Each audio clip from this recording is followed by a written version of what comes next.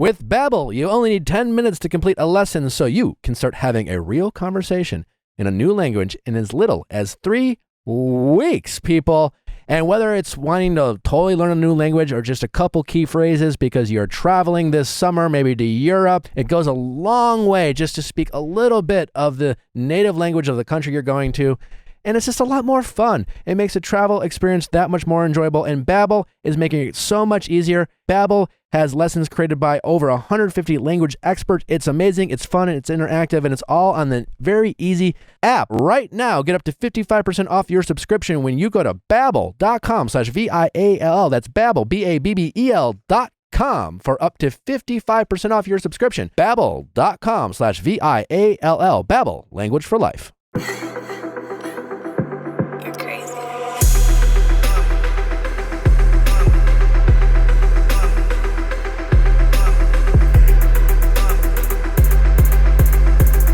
What's going on, everybody? Welcome back to another episode of the Viall Files Ask Nick edition. I'm your host, Nick, joined by the household of Derek, Allie, and Amanda.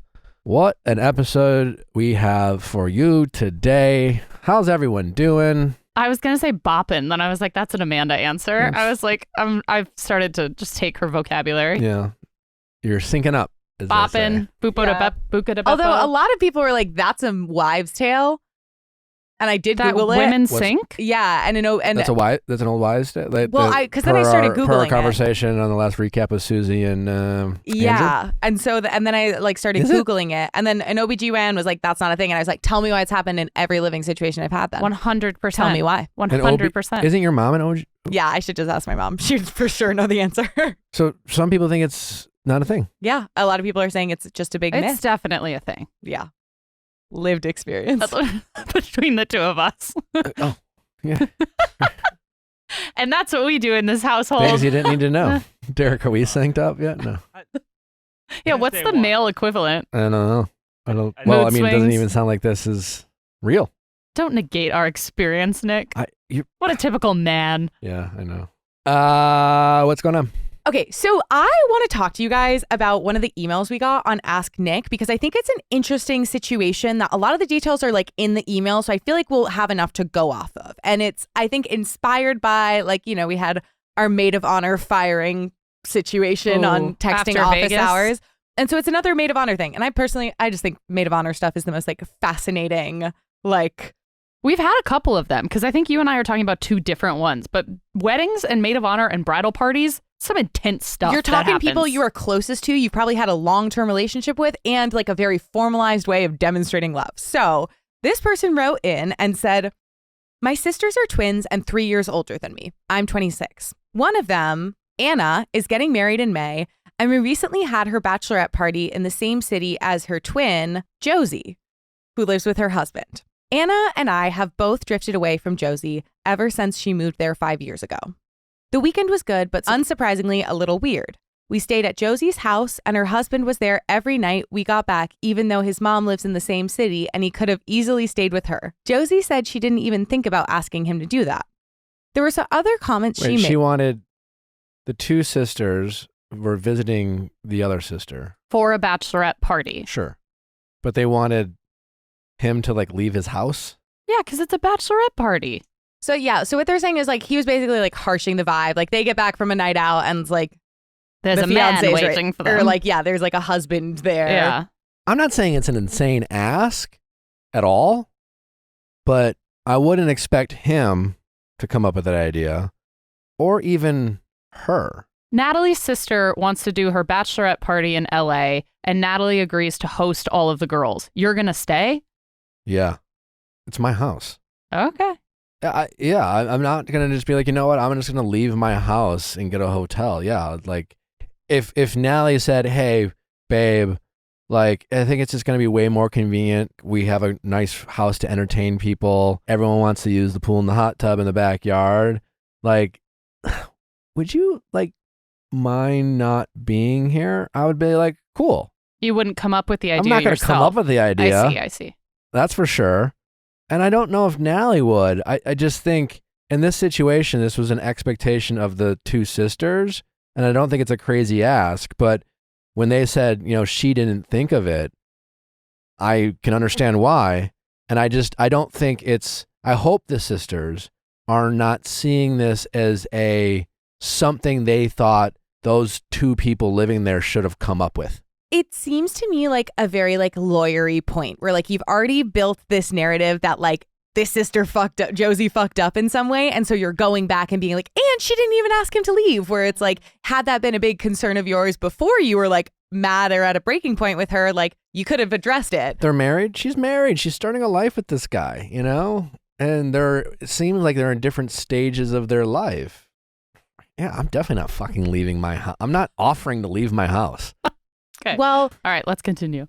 So she goes on to say there were some other comments that Josie made that Anna and I were really annoyed with, and it eventually boiled over into a 2-hour discussion about how we don't feel close to Josie anymore. There were tears and talks about her childhood, and Josie got very defensive because she thought we were, quote, coming at her. And I'm willing to bet she was right to feel that way. We've never had a conversation like this, so it was good to get everything out. I thought we ended on a good note.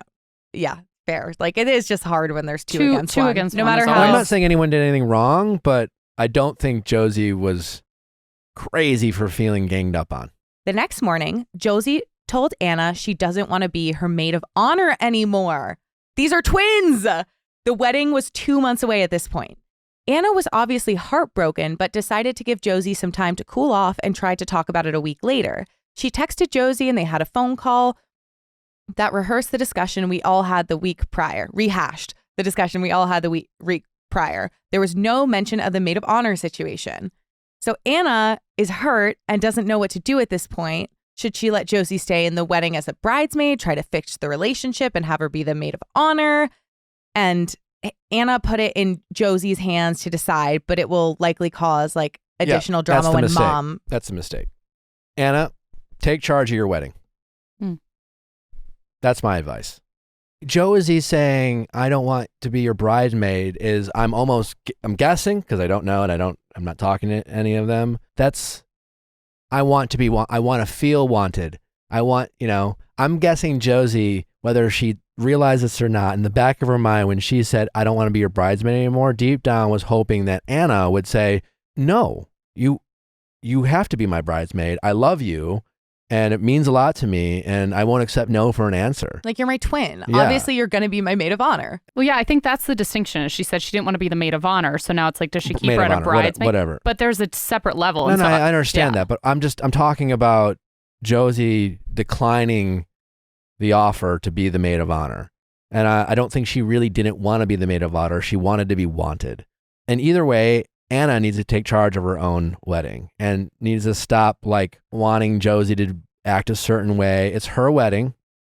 Josie has a right to move, I guess not move on, but like she's at a different stage of her life that I'm guessing in a couple of years, Anna, assuming her marriage goes well, will relate to Josie in a couple of years, but she's not there yet. So part of the reason why she's relating to her other sister is they probably, even though despite being twins, have more in common with where they're at in their life.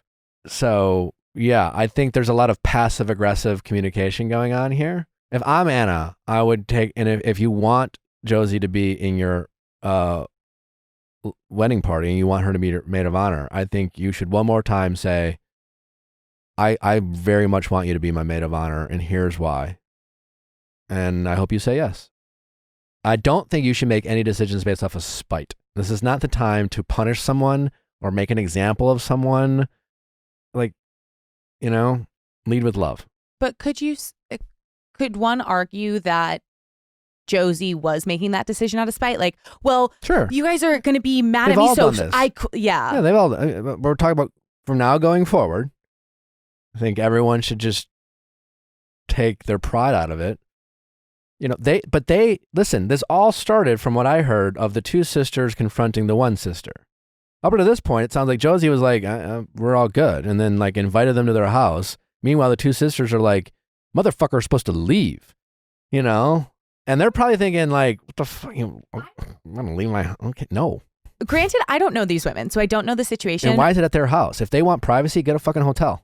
But it's like, I think it's that thing of like, it's my wedding. Like, kind of playing the like it's my birthday card, where it's like you make special exceptions, you bend over backwards a little bit because you want someone to have a good time. And I feel like they are saying this. I feel like they are saying the house thing because it was a vibe thing. I think they felt like she wasn't fully engaged the whole weekend. Like she wasn't Totally like fair. wanting to be there. They felt that distance coming up. And so they were like looking for something tangible to like be like, this is what it is, when so much of it was just that indescribable, like when you're in person. I just think when someone's not meeting your expectations, and unless these expectations are like universally like, duh, like, I don't know what, I can't think of an example, but you know, I don't know, just general politeness, like saying thank you, you know, but like this isn't a universal expectation. Like we're, you know, pop off in the comments. I'm guessing there's going to be some discourse. And if someone doesn't meet your expectation, the best way, like, it's not a good way to just like tell them, like, you need to empathize with their point of view. Like, why didn't you do this? You should have done this. I feel less connected. And I guarantee you the way these sisters went about it was probably in a way that was very, like, again, felt very ganged up on and made her feel like she was doing all these wrong things. And it probably felt like completely out of left field for Josie is my guess. It was like, it probably was just like, what the fuck? Or she'd felt like self-conscious about the distance and then like she self-isolates and it's like not a healthy way of dealing with stuff, but it's like, and yeah, I see how it's like kind of to break the stalemate of someone who's self-isolating, you have to like reach out. I guarantee you she was made to feel like it was all her fault. What were you going to say, Ali? Because I know you were like, in terms of like what should happen here, like there is this, it's an interesting point because it's like there's maid of honor, bridesmaid, not in the wedding party. Yeah. And I the only reason I wanted to talk about it is because like one of their questions was, do we keep a maid of honor? Is she a bridesmaid at all?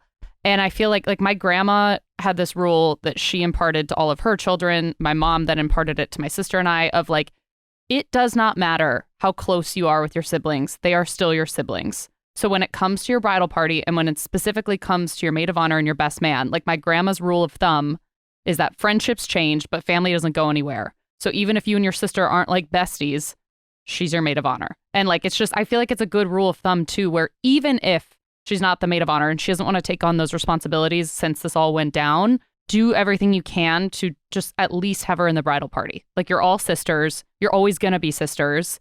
Just because this happened 2 months before the wedding, I don't want you to look back and be like, well, fuck, she wasn't in the pictures. There's absolutely no logical reason why she shouldn't be in the wedding party other than spite.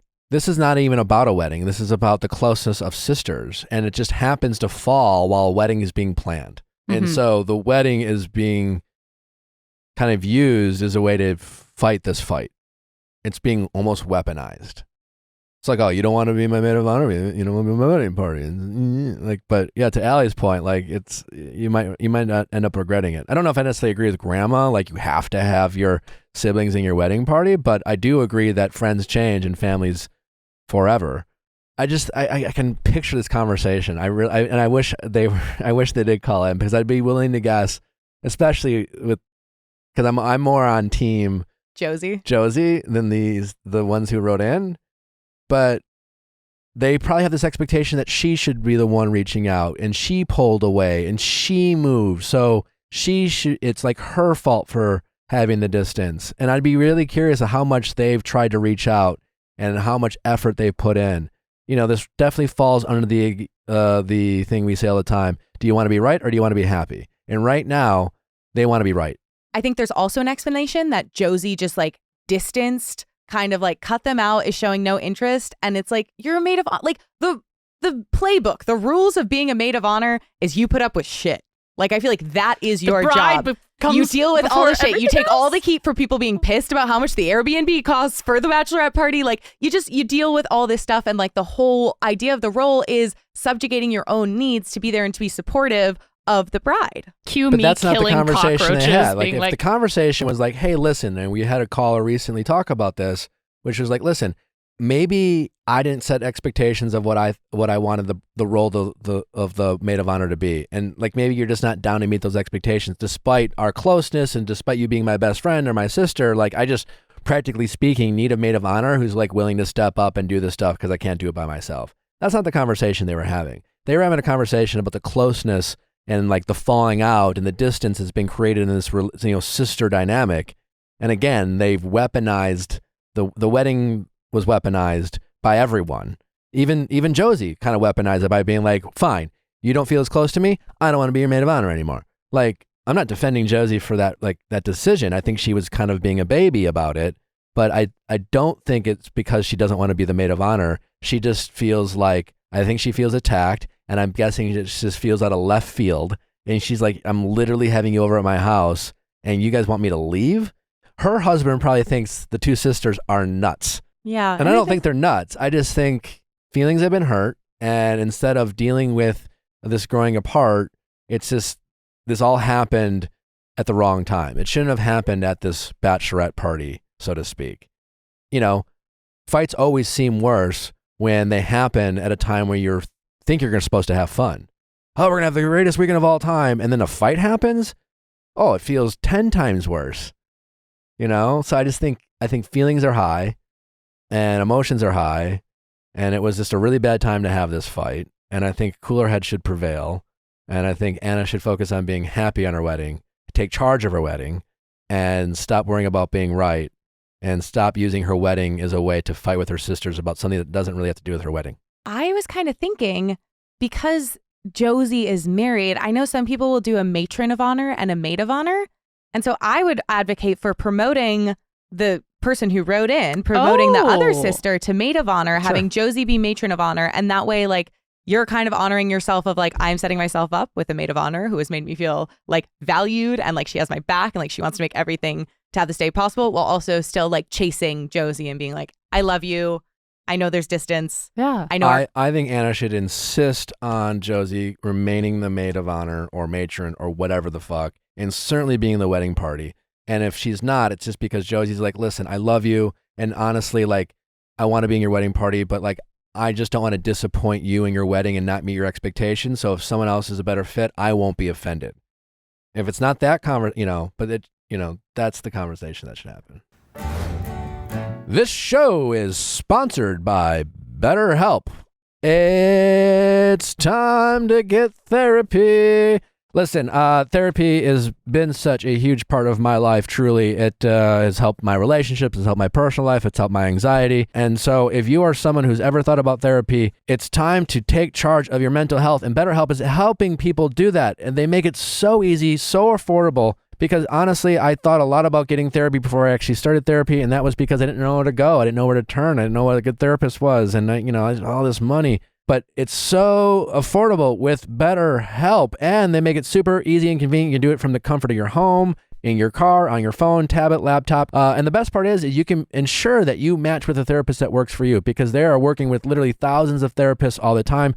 They're signing up more and more therapists every day. So if you don't connect with the first therapist that they connect you with, you can easily change. You can shop around for therapists. And honestly, I encourage you to do so, because good therapy is making sure that you have a therapist that really works for you. It's also super easy to sign up. You just go to betterhelp.com, take a quick assessment, a type of, what it is that you want to talk about. It will match you with a therapist. And again, you can keep working with them. You can try someone new if it doesn't work for you. So if you're thinking about starting therapy, give BetterHelp a try. It's entirely online, designed to be convenient, flexible, and suited to your schedule. Discover your potential with BetterHelp. Visit betterhelp.com/VIALL today to get 10% off your first month. That's BetterHelp, HELP.com/VIALL. I am tired of having to go to a gym to work out. Let's be honest. I'm not going to get in my car, drive there, try to find parking, then go in there. I also don't really want to compare gyms or have to find a membership. I feel like you never quite know what you're looking for, and then you want to try a different class here or there, and then it gets even more expensive.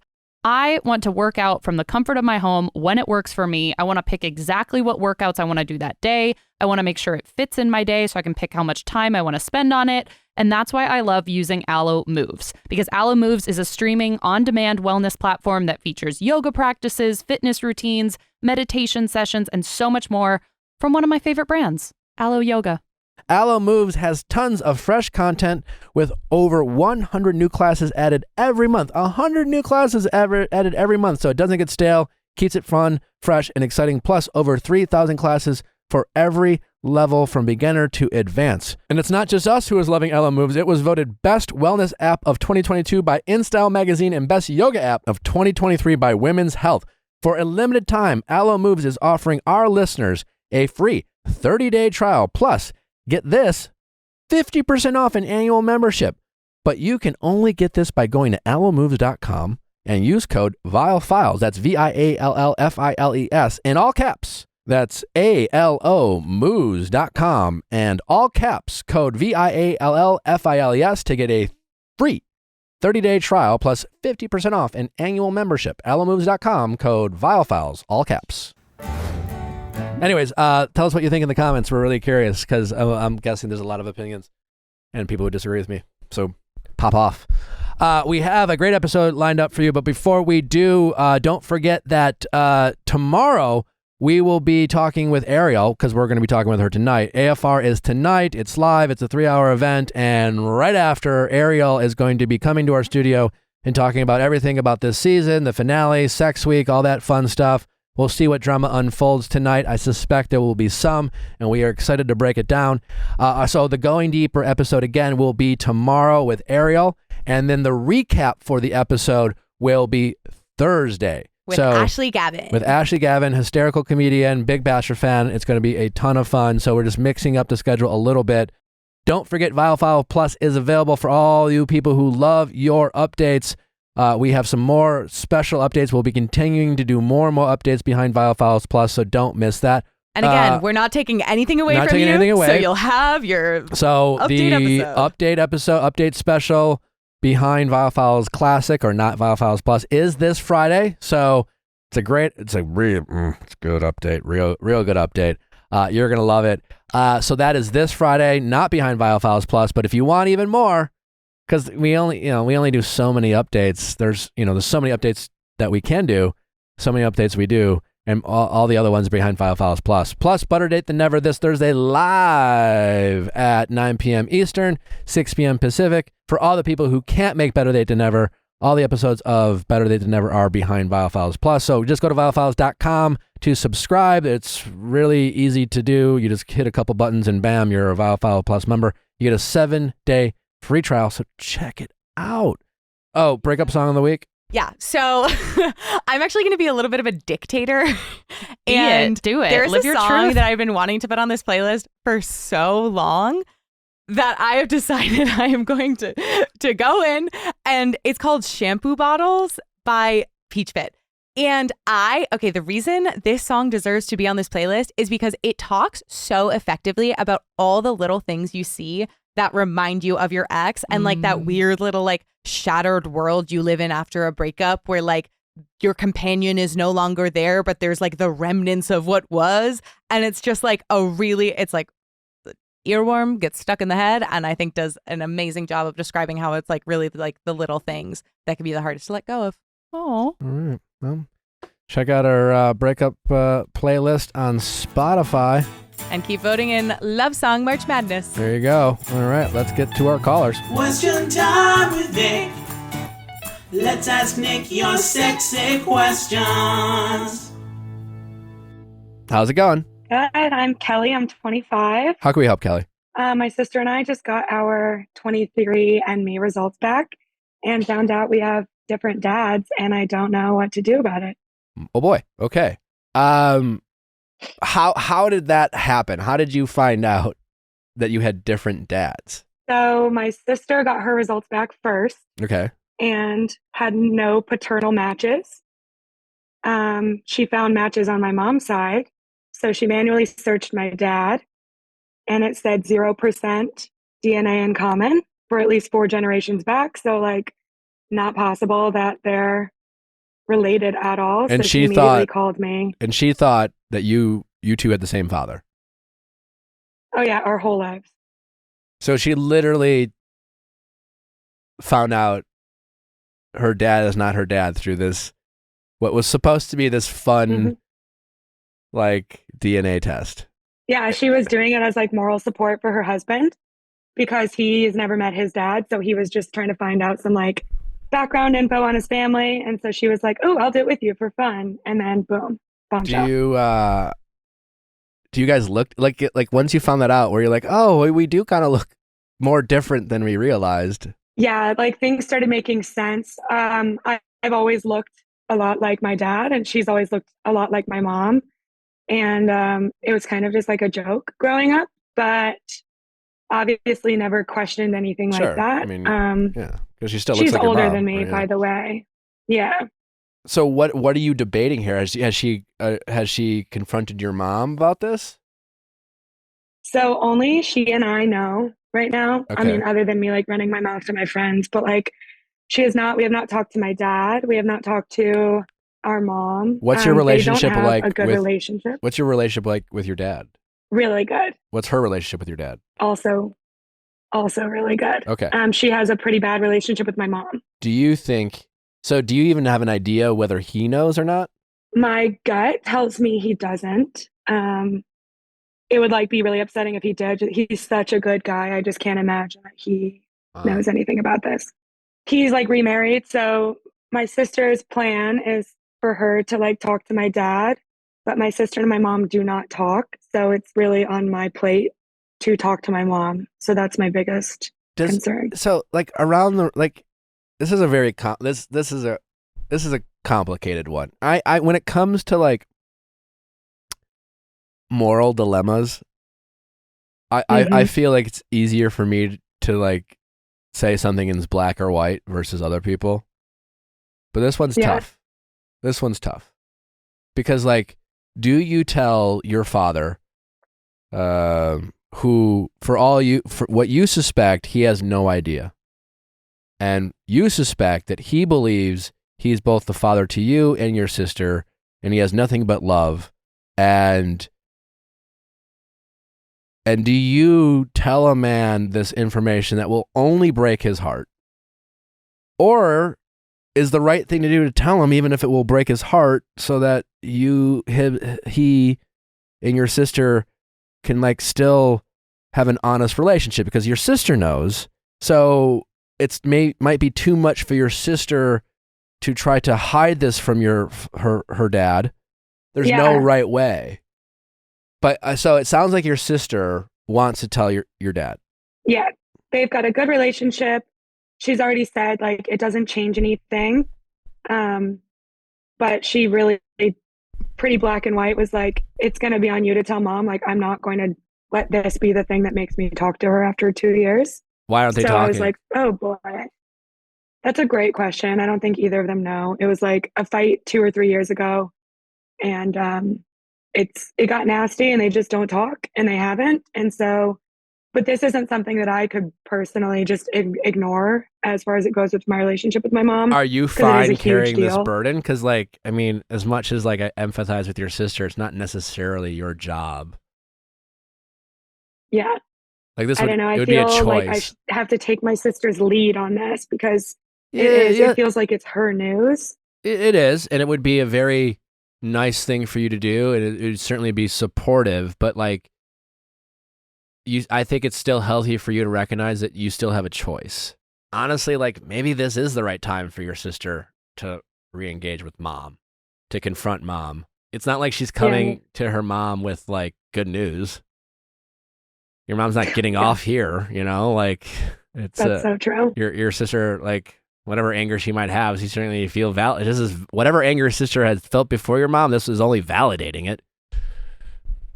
That was my thought. Yeah. What's your comfort level? Like, are you only doing this because your sister's literally making you? No, I wouldn't be able to not say something. I mean, I've known about this for 2 weeks, and like my mom and I talk multiple times a day, and it kills me every time we talk to not bring it up. So you have a pretty close relationship with mom. Like surface level. But mom's a bit of a problem. She's tough to have real conversations with. Okay. But you do your best to maintain a relationship. Yeah, totally. I just try to avoid like the heavy hitters. And so I worry what approach to take this conversation. Like I don't want to come into it accusatory. I don't want to come into it like she's not in any sort of blame. Like I don't know what approach to take at all. So. Well, I guess if I'm shooting from the hip here, I would, if you're going to address mom, I would be kind. And it would say, hey, you'd ask her to get together. You'd meet her in person and to say, I have something interesting and kind of shocking to tell you. And you don't come Okay. with a question. You just tell her what you told us. Me and Jenny did a 23andMe, for fun. And Yeah. we got some interesting news. I would also tell the story to your mom slowly, and I would pay very attention to her body language as you tell it slowly. Mm-hmm. You see if she starts giving away what, she might reveal that she knows what's coming. She might not, I don't know. But I wouldn't rush through it. And then you just tell her. I think there's no way to like not have a hunch. So like, I think there will be a give. Yeah, and it's not like, is this true? Because you know it's true. Be like, can you explain this to me? Yeah, I'd be curious. I'll do that. I'm seeing her, but I won't see her in person until April. Oh, well, FaceTime then, I guess. Okay. Yeah. Okay.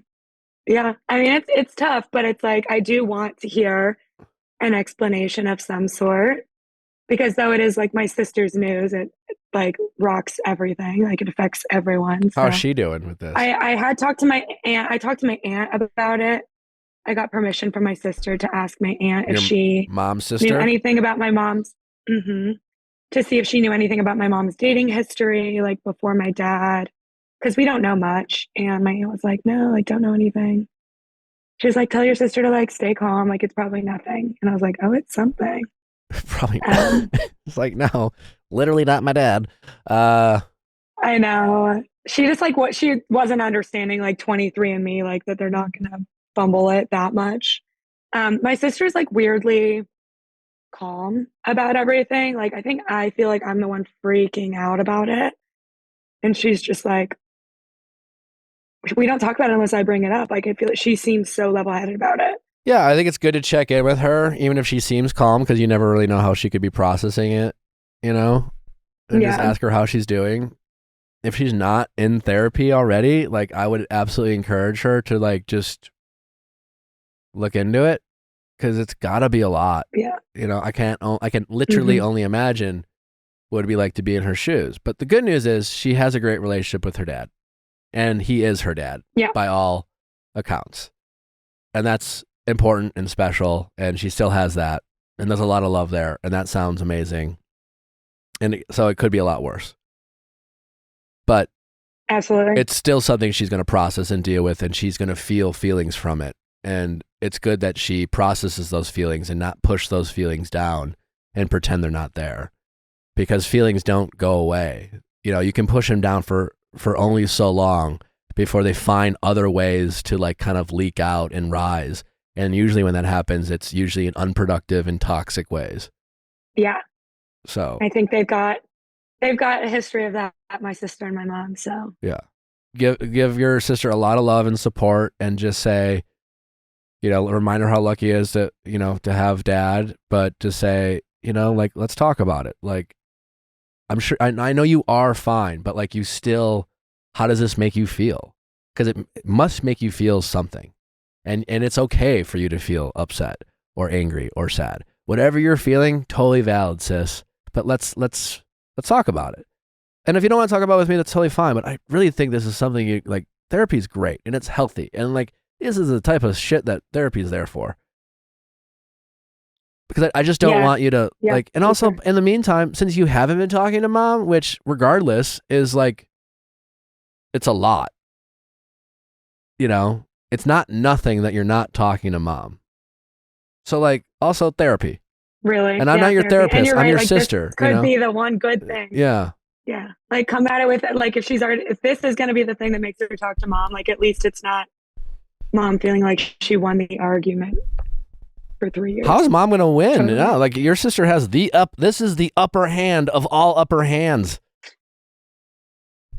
Oh my God, I know. Yeah. But it's really not about winning. Yeah. It's about healing, and your sister needs to heal, and she is not going to heal unless she addresses her feelings. And the fact that she seems fine is probably more of a cover than a reality, so as her sister who cares about her, I would just encourage her to, you can't make her get therapy, but you can you can gently persist, and you I've been can talking to her a lot about like things that my therapist is saying and like trying to like push her towards the therapy ledge. yeah, and just keep going, and that's all you can do because you can't make her do it, but you could just let her know that like it's okay to feel. And it sounds like your sister likes to pretend that she's fine. And in the meantime, like just remember, like I know you love your sister and you want to be there for her, but you're not her therapist, and you're not her mom, and you're not there to like do her bidding and deal with her emotional like trauma and stress because she doesn't want to. It's not your job. Yeah, it's tough. I feel like I just want to be there for her because it feels like it would be harder for her than it is for me right always now. be there for her, for sure. Yeah. But it's okay for you to push back sometimes.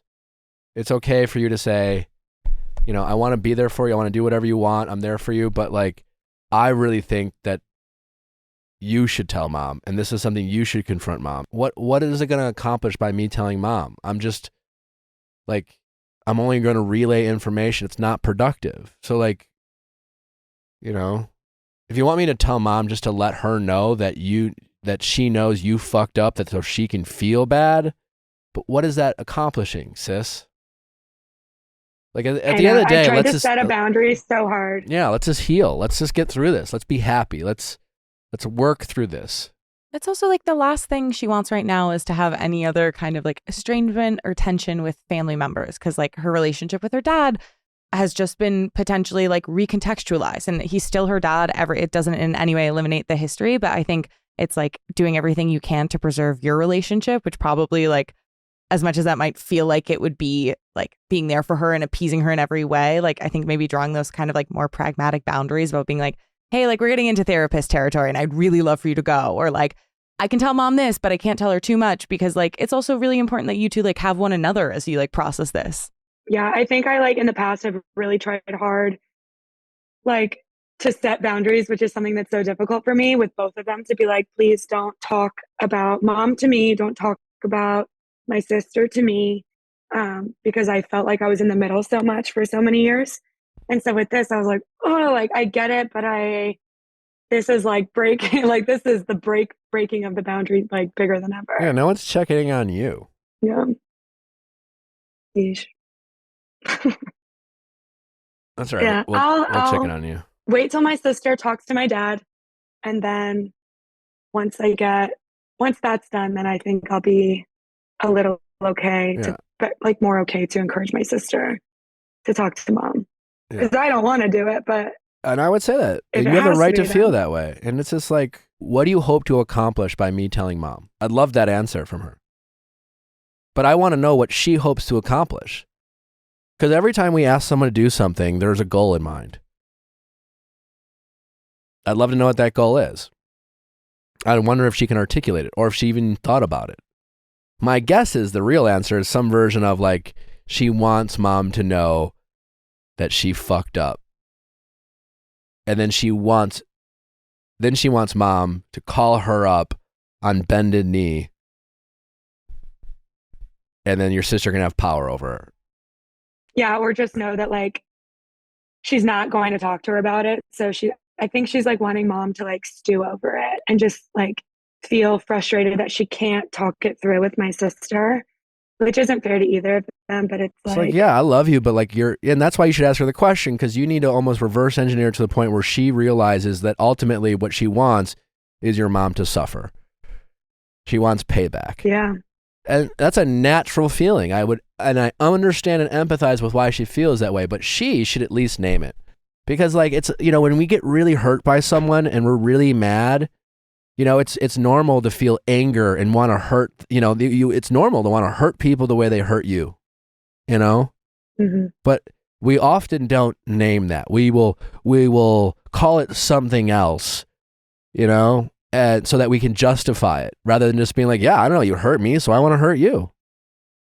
And then when you say it out loud, you can be like, well, do I want to be that person who does the same thing that, you know, do I, as much as that feeling is valid, do I really want to be that person? You know, do I want to lower myself to the level of the person who hurt me? But like, sometimes we have to just say it out loud so we can realize what we're doing, because like in the moment of pain and anger, we're not we're not thinking like adults. We're not thinking rationally. We're not thinking how we want to be treated or how we want to treat people. We're just thinking about the anger, and we're thinking about it's fight or flight. It's survival. Yeah, that's so true. I hadn't thought about that. I just thought of it as me doing a favor for my sister, and instead of I love that question of making her think about why she wants me to do it. Yeah. Just kind of guide her to the truth, so to speak. Totally. And and ultimately, what do you want from this? This is tough news. I'm sorry. But do you want to use this as an opportunity to make relationships healthier and better? Or do you want this to be something that makes relationships worse and more toxic? Do you want to be happy or right? Let's just be happy, and let's figure out a way to be happy together, because I love you and you love me and we love Dad, and I know you're mad at Mom, but somewhere deep down I know you love her too, and I'm guessing you're hurting as much as she's hurting, so let's just figure this out. Let's just try to be happy. And I'm here for you every step of the way, because I love you and I'll never abandon you. But let's use this as an opportunity. This is an opportunity. That's so good. And if she ever wants to know who this guy is, sure. Yeah. She's going to have to ask my mom about that. I don't know who it is. Correct. This is an opportunity, and you got to try to help your sister see that, and just remind yourself you're not her therapist or her servant, and you're not there to do all the emotional heavy lifting that she doesn't want to or is willing to do, or you know what I'm saying? Because she probably doesn't want to, and she's probably not even capable, but she's not capable because she's not willing to do the work. And since you're doing the work and you're doing therapy, she's just expecting you to do all the emotional heavy lifting for her, and that's just not fair or productive. You're not being a good sister to her by doing all her emotional heavy lifting. I mean, you're a great sister, I'm sure, but you know what I'm saying? At some point, being the good sister, being the good friend is enforcing the boundary and saying no. My therapist would kiss you on the mouth if she heard you say that. Well, I'm in a relationship. Wow, that's great. Yeah, I'll talk to my sister before everything else goes down. Okay. That's really great. Yeah, thank you. Well, I'm sorry you're going through this. Thanks for the call. Great story. Of course. Thanks for your help. Yeah, thank you. We demand an update. Of course. All right. Yeah, you got it. Tell your friend in the All back right, I said guys. hi. Thank All right. you. Bye-bye. Oh. Hungry Root right now is offering the Viall listeners 30% off your first delivery and free veggies for life. So just go to hungryroot.com/VIALL. If you're sick of the same old recipes, because I myself get very much stuck in a rut, I make the same things every week because I know what I like, and I often don't try things new because I don't know what ingredients to buy, I don't have time to go to the store, and I don't want to spend a ton of time cooking. But Hungry Root takes care of all of that because they pick out recipes for me. I can review it before they ship it off to me. I can make changes. I can add in new snacks and drinks and other things to fill out my day. Comes directly to my door. And I know that they're going to come with fresh ingredients. It's going to be things I like, and it's not going to take me any time to cook it. So really, what excuses do I have? Hungry Root is the easiest way to get fresh, high-quality food delivered right to your door. They've got healthy groceries and simple recipes all in one place. Super easy to do. You just take a fun, short quiz, and Hungry Root will get to know you, your goals, and how you like to eat. It is amazing how make the whole experience convenient for all you busy people out there that still want to eat healthy and eat right.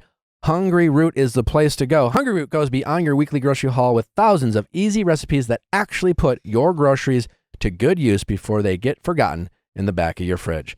Hungry Root right now is offering the Viall listeners 30% off your first delivery and free veggies for life. Just go to hungryroot.com/VIALL to get 30% off your first delivery and get your free veggies for life, people. That's hungryroot.com/VIALL. Don't forget to use our link so they know we sent you. I had to do a bunch of laundry over the weekend. I was doing sheets. I was doing my entire hamper. I had so much laundry to do. And I love nothing more than doing laundry with Earth Breeze because I don't want to have to measure out sticky, liquidy soap. I don't want to lug that giant jug of liquid around. I just want to bring my little pamphlet of things that look like dryer sheets but are actually soap. And then I look at the back and I say, how many sheets do I need today? A half, a whole, or two? And then I just throw them in and I shut the lid and I say, goodbye, come back clean. EarthBreeze has really made the whole concept of detergent better. The packaging is compact, biodegradable, and plastic-free. Their eco sheets are vegan and cruelty-free. They offer flexible subscriptions that can be adjusted, paused, or canceled by you at any time without penalty.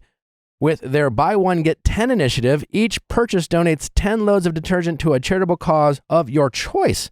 A whopping 30 million loads have already been donated. These little sheets have turned a chore into an act of kindness. So it's great detergent. It smells amazing. It's convenient, takes up no space. You won't know how great it is until you try it. So make sure you do. If you don't like EarthBreeze, they will give you a full refund. And you don't even have to send it back. That's the thing. They're so confident that you'll love it as much as we do that they're like, no, keep it. Now is the time to try EarthBreeze because right now my listeners can subscribe and save 40%.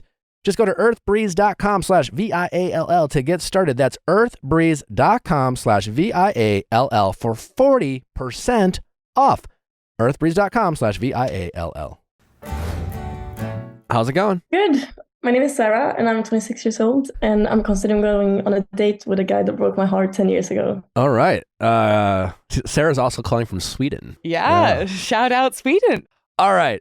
So you're considering going on a date with someone that broke your heart 10 years ago. How did they break your heart 10 years ago? What, was it just they broke your heart because and how old are you now? You're 26 now? Yeah, so I was 16. Okay, I was quite young. It was like the first guy that I have like a real crush on. Yeah. And so what, did he do anything all that bad? How did he break your heart? Not really, no. That's the thing. Like we weren't together that long. Like just a few months. Okay. It was super romantic. We met like in a super romantic way, but then he just told me like, he was like, we need to talk. And then I went to his apartment and then he just like ended it. I don't really remember exactly how it was in details, but I don't think it was that bad. It was mostly that I was like, oh my God, this guy is older than me. He lives in the city. Like he was cool. How old is he? He's 28 now. And then he was 17. Okay. And I was like 15. Yeah. So, okay.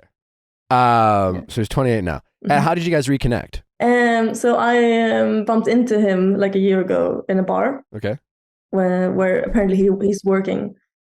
So yeah, we bumped into each other and I asked for his number then because I haven't seen him in 10 years and I didn't know he was working there. So I was like, oh. And then I asked for his number and asked if he wanted to like see me and catch up after 10 years. And we texted for a bit and then he stopped replying. Like we said we were going to meet next week, but then he stopped replying. And so I tried to figure out.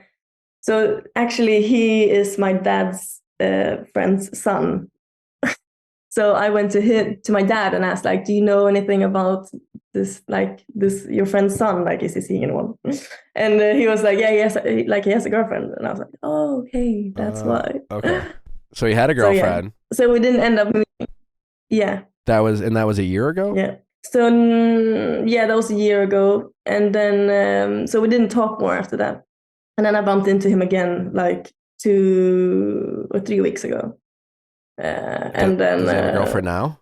No, he told me then, like it was such a funny moment because we were like, hi, how are you? Because we bumped into each other a few times like this winter. So it wasn't super shocking because my friends hang out where he's working. So sometimes I see him.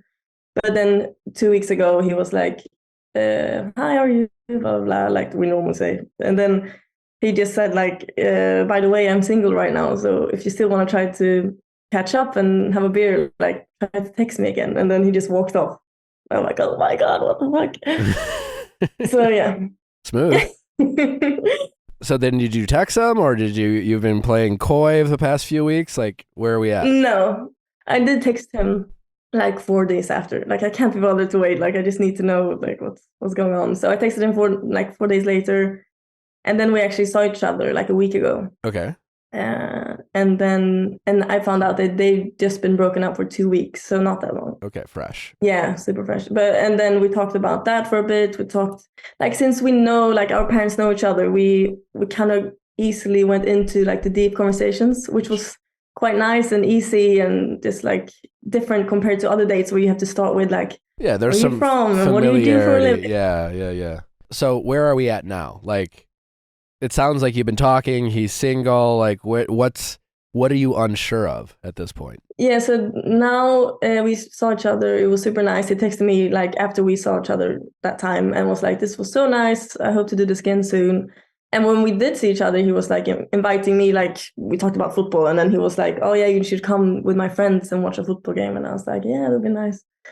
And then now it's been a week since we saw each other, and I haven't texted him since I know like the breakup. And I also kind of wanted to see if he would text me, like just wait for a bit. That's fair. And then yeah. So and then we haven't texted actually. Like he hasn't texted me anything. I haven't texted him, and it's been a week, so it hasn't been that long. But so I don't really know what I should do now. I'm either thinking of just texting him because, like, I know that he just like broke up with his girlfriend and it's fresh. But I'm also like excited to see, and I also like want to let go kind of if that's the like case. I don't know. Yeah, no, it's tough. Here's what I think you should do. Some version of, it's a bit of gamesmanship. You know, you're going to play games, whatever. I don't know. Because his breakup it's 2 weeks. So, you know, they could easily get back. What did he say? When did you talk about the breakup at all? Like what information do you have?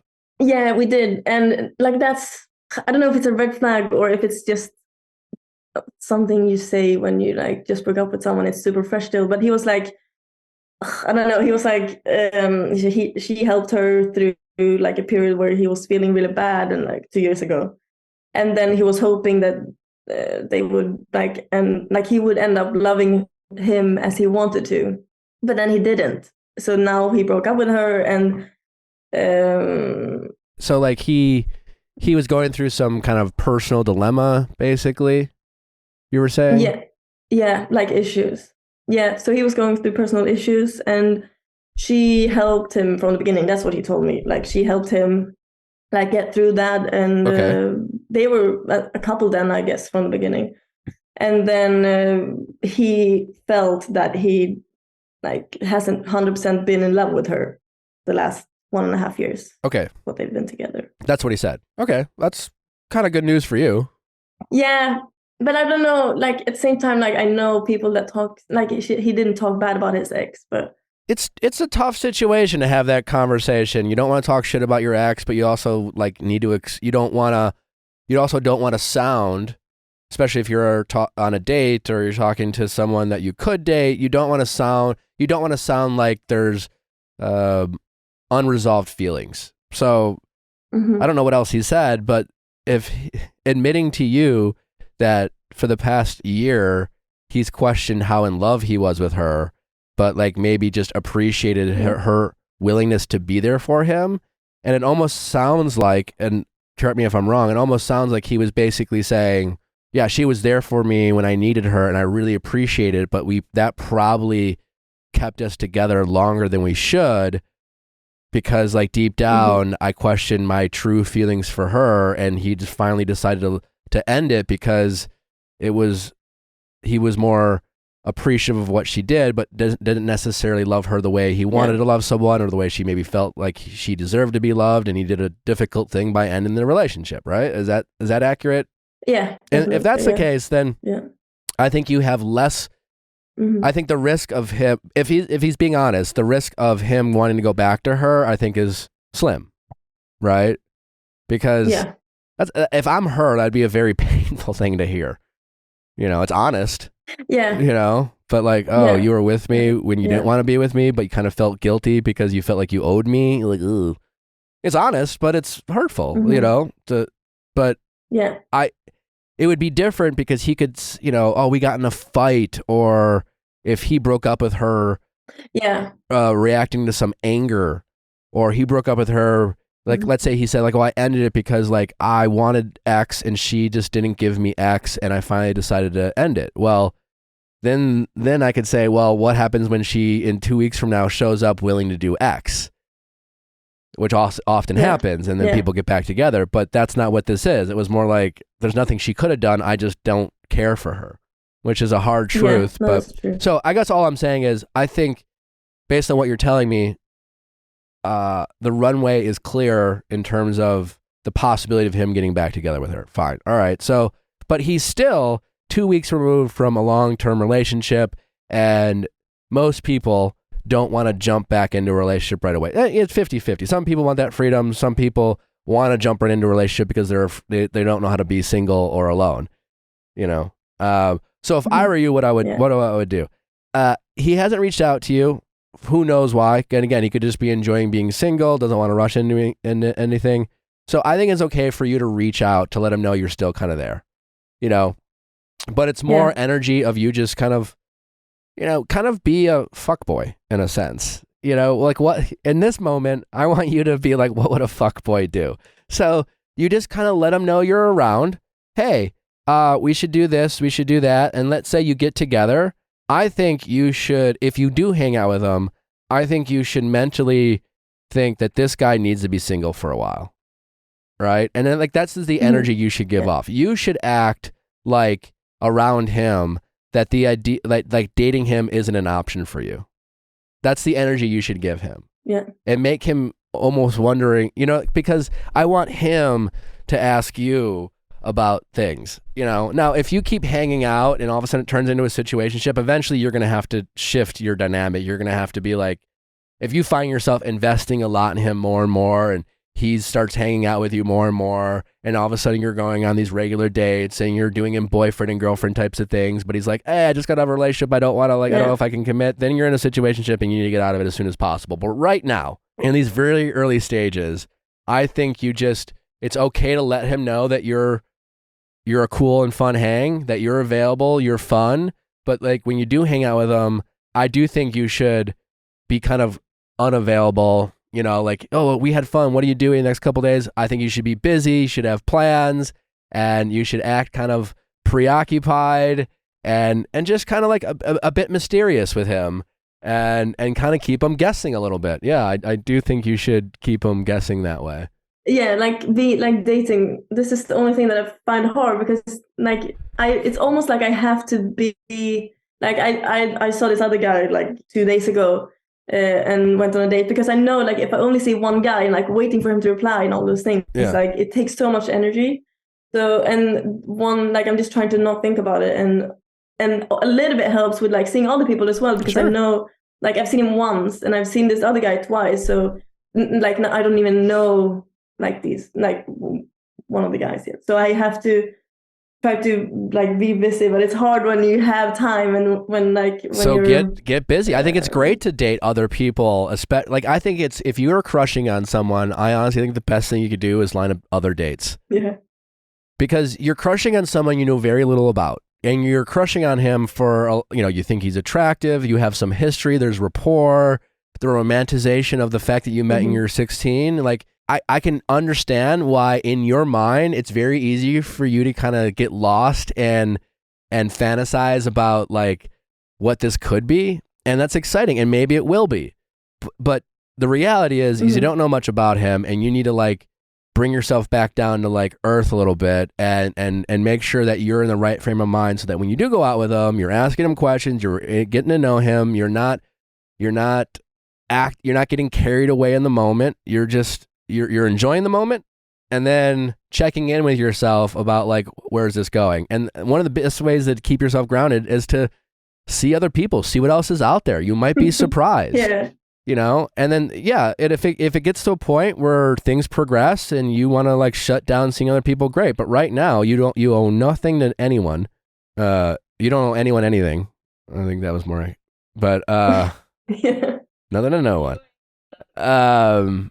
So yeah, see other people. And I know like, you could have the mentality, it's like, oh, that's exhausting and blah, blah, blah. It's like, yeah, I guess, but you could also just choose to have fun with it.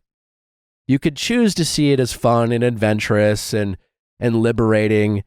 Our perspective and how we frame things in our head completely can change how we feel about it. So if you tell yourself it's exhausting, you don't want, it's just like you could most people in your situation would say some version of like, I just want to date him.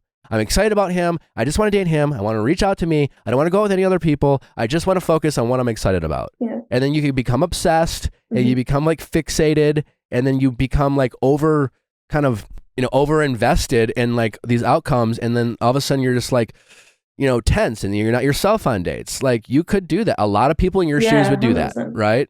And then you could be like, well, I don't want to date other people. I want him. You're convincing yourself something you think you want of someone you don't know.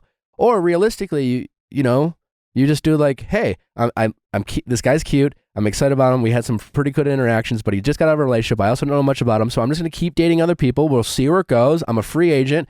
I can have fun. I'm going to have fun meeting strangers. If it doesn't work out on a date, that's fine, because like whatever, I'm not committed to any of these people, and I'm just going to be adventurous and see where it goes. And I think that's helpful. Yeah, I feel like that's what I have to do. Yeah. And just challenge yourself to enjoy it. Yeah, definitely. Because the other thing I was thinking about, because I felt like I'm in a rush, like after I saw him, and like when he said that, like, if you want to go have a beer, and I was like, oh my. So I think I was also thinking about like, what if it's just my ego wanting like to have control over a situation, but at the same time, I don't think I'm gonna find out unless I do it and just see him, and like I don't even know who he is now, like 10 years later. So I have to figure that out as well. Yeah, so just feel it out. I think it's totally fine for you to reach out to him, which I think is kind of your specific question. Like, I know it'd be nice if he reached out to you, but again, he just got out of a relationship a few weeks ago. Like, even if he was like blowing you up and asking you out, like that I'm sure would be exciting, but it's also, you could see that as a red flag as well. You could see that as a guy who hasn't fully processed his breakup and hasn't like just taken time for himself and just kind of like settled into like the single life. Like, this could be him like approaching this breakup in a healthy way. We really don't know. I guess my point is, you've waited a week. You're clearly not overbearing. Hit him up, see what he's doing. A very casual, like, let's grab a drink, or maybe you go hang out with his friends. Keep it very casual, and and just try to really. And when you do hang out with him, have the best time possible. And act, and give the energy of someone who's out there living life, being busy, dating, you're just, be mysterious. Yeah, because like 10 years ago, I was so shy and I was like a completely different person. Yeah. And I remember we going out for dinner once 10 years ago, and like he asked me questions, and I just remember like not answering or like answering but not asking him back, and I was so nervous. But now I could like, and maybe that's also like a ego thing, but I was like feeling a win. Like, I am so much more outgoing now, and I'm social and having like There's nothing wrong with that. Like, the ego is not always a bad thing. It helps us like, do things we sometimes think we're not capable of doing. So I get, this is all great stuff. I think you just have fun with it. Yeah. And keep yourself grounded by, this is an opportunity for you to kind of show a guy who had a different impression of you 10 years ago, and you can just have some fun and show him a different side of you. And just for the next month, I think it would be okay for you to focus on simply just having fun with this guy and see where it goes. If things progress, if you start sleeping with him, if you start hanging out on a regular basis, if you start investing emotional energy in him based off of the actions and activities you guys are doing, then check in with yourself, because like, that's a totally different situation. But right now, just have fun, get to know him, and see where it goes. Yeah, I will. I'll try to do that. It's just so hard, like, because also like this other guy, it's just this is the first time I'm like, oh God, this is so tiring dating. Before I've been like, it's always been fun, but I've come to a point where I'm like, maybe also a little bit more ready for a relationship than I've been the last few years. I think it has more to do with the fact that when it comes to this one guy, you're a little invested in the outcome, as opposed to like these other random guys. You're just like, maybe it'll work, it won't. And so like, I think you have expectations a little bit with this one guy, and all you would rather do is just focus on him and the fact that you are challenging yourself to go on dates so that you don't pine over this one guy. That's probably where the exhaustion is coming in. So I think you just need to reframe what you think about it and just acknowledge it and still choose to have fun. Mm-hmm. Yeah, that's true. Yeah, definitely. All right. Oh, yeah, that was good. All right. Yeah. Text him, ask him to go watch some football with his friends, have some fun, and then keep us posted on what you decide to do. Okay. All right. We definitely want an update. Thank you so much. I love your podcast, by the way. Oh, well, thank you for listening. We love you. I've learned so much. Oh, well, I appreciate it. But you promise you'll give us an update? Yeah. Just like emailing you. Yeah. Yes. All right. And I will email you. All right. Good luck. Okay, perfect. All right. Have fun. Thank you. All right. Bye-bye. So nice to see you. Bye-bye. Bye. How's it going? Hey, good. How are you? Good. What's your name? My name is Claire, and I'm 27 years old. How can we help, Claire? So I'm thinking of breaking up with my boyfriend of 4 years, who I live with, because I think he might be a fuckboy. Okay. Why do you think he's a fuckboy? So we've had like our fair share of issues, and I would say a lot of them are like fuckboy behavior. So right before we moved in together, I found out he was Snapchatting his ex-girlfriend. And I had said before, like, I'm not okay with that. And then he liked pictures on Instagram that made me uncomfortable. And then I would say the biggest issue that we have is he does that thing where, you know, you go out with your friends and it can never be a chill night, turns into, you know, their shit face, come home at 3 a.m. Essentially like things like that. And we had a really big issue come up. This was in November, where we were sharing a car because I totaled my car. And I was supposed to use it on a Saturday night to hang out with my friend that was moving out of town. And he decided to go out, not bring me back the car at all, just get drunk and do the same thing, come home at 3 a.m. And that's pretty much when I realized I shouldn't be dealing with this behavior. And I was ready to leave at that point. And he begged me to stay and told me that he would change. And, you know, since then, like nothing has really happened. But I guess, you know, you talk about how there's always that girl that a fuckboy changes for. But would it really happen this late in our relationship? No. It would happen immediately. Yeah. Okay, yeah, that's The fuckboy, kind of what I was thinking. yeah, the person they change for doesn't think they're a fuckboy. They might find out. Okay. They might find out, like, oh, I guess you kind of used to be a fuckboy, didn't you? And like, let's go back to his Snapchatting his ex. How did you find that out? So I guess the whole story with that, we actually had my family over and we were like playing music. So I went on his phone to go change the music and his Snapchat was open. Yeah. And the first name was his ex-girlfriend's name. And so I asked him about it and I'm like, you know, what's that about? I told you I wasn't okay with you, you know, talking to your ex-girlfriends. He was like, well, she actually Snapchatted me, you know, saying that her boyfriend cheated on her. And I'm like, well, did you respond? He's like, yeah, I just responded, cool. He's lying. And I felt like he shouldn't have just responded at all. He's lying. Okay. It's definitely not what I want. There's like a 90% chance that he cheated on you on some level. Yeah, even if that level is she messaged him, hey, what's up? I miss you, whatever. And he gave her more validation than he should have. Right, because he did say too that she, after like that happened, she said, oh yeah, by the way, I'm coming back into town. And I'm like, well, why would she say that to you unless you opened it up? What did he say? He was like, well, it doesn't matter because I didn't go hang out with her, right? And I'm like, that's like the bare minimum. Yeah. Like, So he did some shit. Yeah. You're safer to assume he did some shit. okay, that's definitely fair. Because when you catch your partner doing shady shit like that, you know, and like Snapchatting someone that you think is inappropriate, right? Mhm. And you catch them and then you ask them questions about like, what's this about? If the truth doesn't sting at least a little bit, they're lying to you. Okay.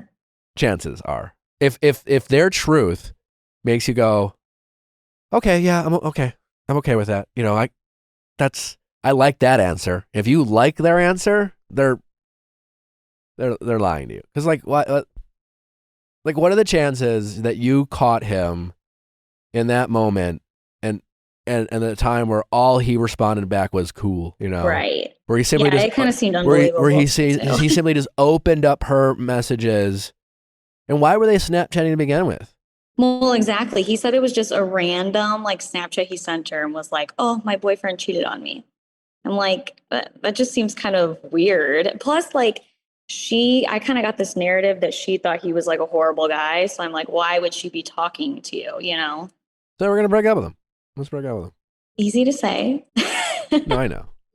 What's the reasons to stay? Well, so like after, you know, that happened, he did block her on Snapchat when, you know, I said that made me uncomfortable. And then the whole thing with the liking the Instagram pictures, he did delete his Instagram after that. I don't know if that really fixes the problem. Why did he delete his Instagram? Like, I need to stop liking pictures. Right. Like he was just like, well, it's just causing too many problems. And I'm like, well, you can't just like stop your finger from clicking the like button. Yeah, when the you know you're Instagram not gonna isn't be causing the okay with it. problems. You are. His choices are. Yeah. Right. Yeah, and also what's on the Instagram? And how often does he Right. go get hammered with the boys? So he used to do it a lot more often, but we actually moved. And I would say he did it like maybe once or twice a month. And like interestingly He's enough, still- the same situation. He's still doing it No, once or twice no, a month? not anymore. Okay. Not anymore. Now he's not doing it at all. Okay. But like interestingly enough, my parents like kind of went through the exact same thing where my dad was like going out all the time and like staying out till 2 a.m. So she packed up her stuff and left. And I mean, they're still married now, but so that like kind of fixed him. So like it's hard because I'm getting that advice from her, you know, but I don't think that applies to every situation. Yeah, I don't know. Tell me about him. Tell me, give in the next 60 seconds, it's your job to make me fall in love with this guy. Go. Oh gosh.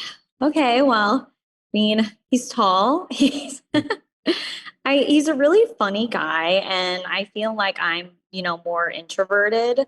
So he definitely helps me in that aspect. I would say he's there for me, and I feel like I can tell him everything. How does he make you feel loved? That's kind of an issue we're having too, is like the love language issue. Like for me, it's like acts of service. Like I want you to like vacuum the house while I'm gone, you know? And I feel like I've told him that and it hasn't really happened. So So, like, does he make you feel loved? I would say he does. It's just like I can't get past the things that like he's done. You know, like I'm like constantly thinking about that stuff. Is there something maybe in your body's telling you that he's done some shit that you've either been too afraid to uncover, or because like what he's done is like at face value not that big of a deal. I mean, I don't believe the whole Snapchat, but what you know about is not necessarily fireable. Right. But it sounds to me like you're saying that there's more, you just don't know what that is. And right. do you trust him? I mean, like, do you trust him? Definitely not. No. Definitely not. Okay. Yeah. I mean, I know that. And I did tell him, like, after this happened, like, we need to go to counseling. Like, otherwise, I don't know how I get past this because there's no way for me to trust you. And what do you say? He's like on board with it, but then he said he only wants to do like one session. And I'm like, well, that's not really how that works. Get the pick. Right. Yeah. He wants to go to one session to shut you up. Yeah. He's not trying to fix anything. Yeah. He's just trying to appease you. Yeah. Literal bare minimum. Literal. What are you gonna do? I am not I think really you should sure. break up. Yeah. I mean, I'm being a little, but here. I think you should do something. I think what you should do is trust your instincts, and your instincts are telling you that you don't trust your boyfriend, that there's more about what he's done or is doing that doesn't add up, that he is also maybe just not emotionally mature or ready to give you the type of relationship that you want. Right. And the only thing you're hanging on is like these parallels between your parents and him that required your mom to kick out your dad for like a wake-up call. So yeah, I guess you can try that. Yeah, and I mean, like, they were engaged, though, so I feel like that's a little more serious than where we're at. I don't know. I think a healthy approach could be you saying, I think you should sit him down and just say, I'm unhappy with our relationship. Here's why. I don't trust you. You've done, I still feel very uncomfortable about the X and the Snapchat. I don't like this. I don't like that. You just be honest with them. Tell them how you feel. Yeah. Why be in a relationship where you can't express how you feel? Even if those feelings are harsh, it's fair to you and him to just be honest with how you feel. Don't say it to be mean. Don't say things just to hurt him. But if it's how you feel, you have the right to express yourself. So you tell him how you feel, and you can still follow it up with like, hey, like, I still love you and I want this to work, but I'm just not happy. So I'm willing to go to couples therapy with you. And just so you know, that's an ongoing thing. We might literally never stop going. And honestly, I kind of hope we never stop going. Because I'll tell you what, like when it comes to couples therapy, I wish I got into couples therapy much sooner. Like Nally and I are in couples therapy and something we just started, you know? And as soon as we started, like immediately we both thought, why haven't we been doing this sooner? And we always thought we had this like healthy, positive relationship, but it's just the ways it makes you connect, the ways it makes you understand each other. We might slow it down and we might take breaks, but like now that I've experienced it with someone I love, like it just makes you feel more connected and bonded, and it gives you tools and resources, and in fights and in disagreements, it helps you stay connected. And it makes you feel like you don't have an adversary, but just a partner that you're working through issues. And I like anyone listening in a relationship, like you do not need to have a broken relationship to want and benefit from couples therapy. And so this is a message I encourage you to share with your boyfriend. And if he's resistant to this, then you have your answer. I'm not with someone who's willing to do the work in the relationship that I'm not happy in. And that's not going to get better. Yeah, I definitely agree with you. It's been a struggle. Like sometimes I feel like, How old are you? like what reason is there to stay? I'm 27. Yes. So, oh my God, like young, but like also like these are valuable years. You've given them 4. You've given them 4, and you know, and you're like, so I just think you need to have a come to Jesus moment with this guy, put it all on the table, be honest, upfront, and respectful. Don't be mean, but you have the right to express exactly how you feel. You have the right to come into that conversation with some concrete expectations of what needs to be done by both of you to keep this relationship going. And you got to see if he's willing to do it.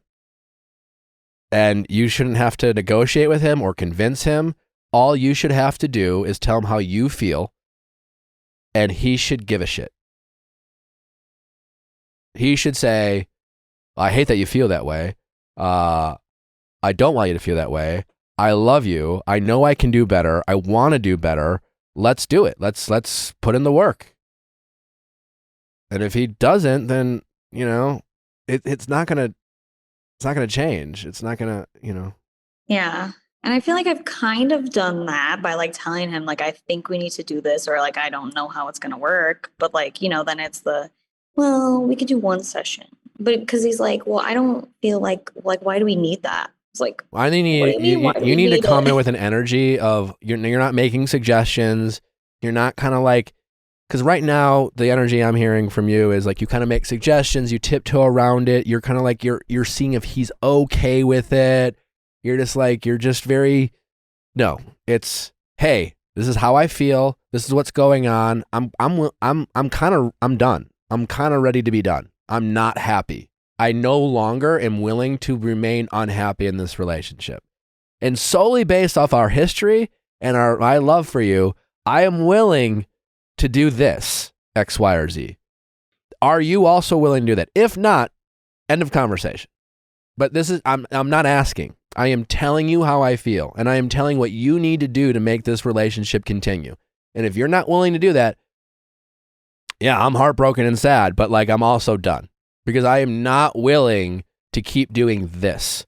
And I'm not going to beg you, and I'm not going to convince you. I'm not going to negotiate with you. I have the right to be happy in a relationship. Period. okay, I think I can do that. You can definitely do that. Aren't you tired? Yeah. That's got to be exhausting being with someone you know you don't trust. Yeah. And I It's mean, exhausting. it is. I feel pretty unhappy a lot of the time. So it's tough.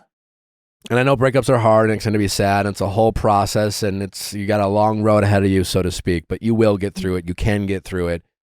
And I think you'll feel really good about yourself to have this type of conversation that we're suggesting. And maybe this will be the wake-up call he needs, you know, but I think he needs to know that you mean what you say.